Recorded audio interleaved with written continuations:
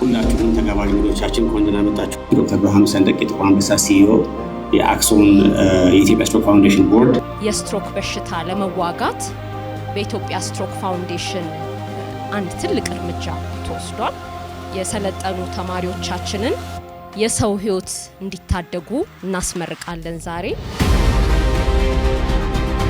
ተመራቂዎች እንኳን ደስ አላችሁ። እስቲ አጨብጭቡላቸው።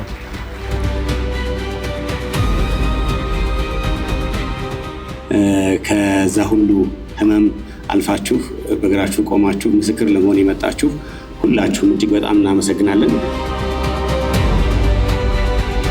2025 4 የስትሮክ ፌሎስ እና 1 የኒውሮ ኢንተርቬንሽናል ፌሎ ጨርሰው ተመርቀዋል። ዶክተር ሚካኤል አሰግድ ሺመክት፣ ዶክተር አምሳለ ተሾመ ይማም፣ ዶክተር ኢዮብ ዘነበው፣ ዶክተር መዲና ፈድሉ፣ ዶክተር ሳሙኤል ማስረሻ